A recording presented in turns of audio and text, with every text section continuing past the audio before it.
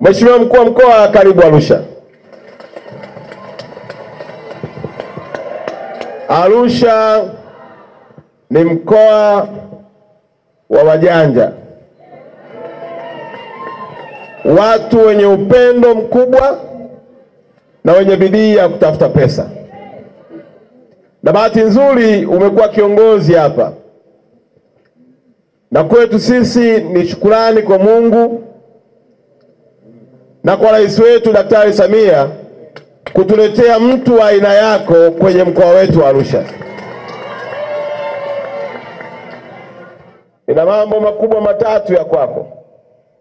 La kwanza, hakikisha ofisi yako Mungu ameketi. Mungu akikaa kwenye kiti chako, watu hao watapata haki. Na Mungu akikaa kwenye kiti chako, atakufanya kuwa tumaini la wananchi wa mkoa wa Arusha, ya kwamba nikienda kwa kiongozi mkuu wangu wa mkoa, jambo hili nitapata jibu. Hakuna mwenye mawazo binafsi kwenye uongozi. Tunahitajiana, shirikiana mdogo wangu na kila mtu. Wananchi wa mkoa wa Arusha wana mawazo mazuri, haijalishi ni balozi, haijalishi ni mwenyekiti wa mtaa, haijalishi ni muuza mchicha, kila mtu anayo mawazo.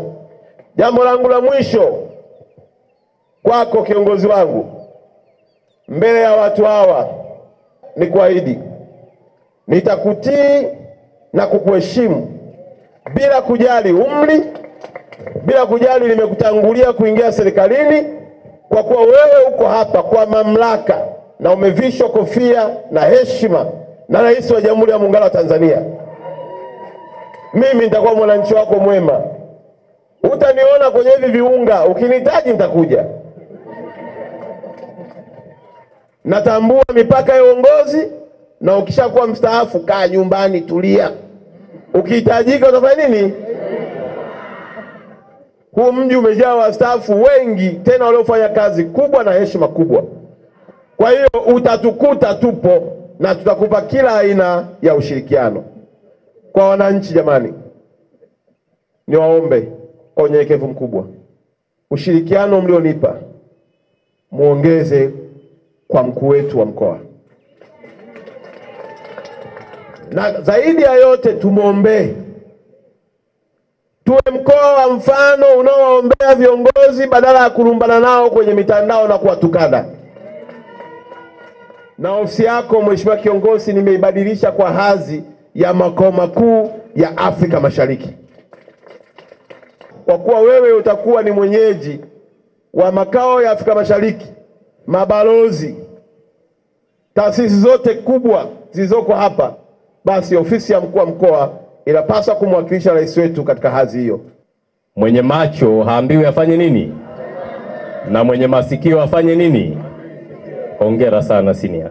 Mungu akubariki sana. Katika kuwapongeza watu binafsi huwa sina unafiki. Huyu mwamba kazi anaijua na anaiweza, na anaichapa kweli kweli. Wanasema first impression matters. Ndio hii ndio kutana nayo Arusha. Sikutarajia kukutana na hawa watu wote, sijui hata mmetoka wapi. Ila ni upendo wenu na namna mlivyoishi na viongozi wenzangu. Kwake Yesu. Nyanyua mkono juu.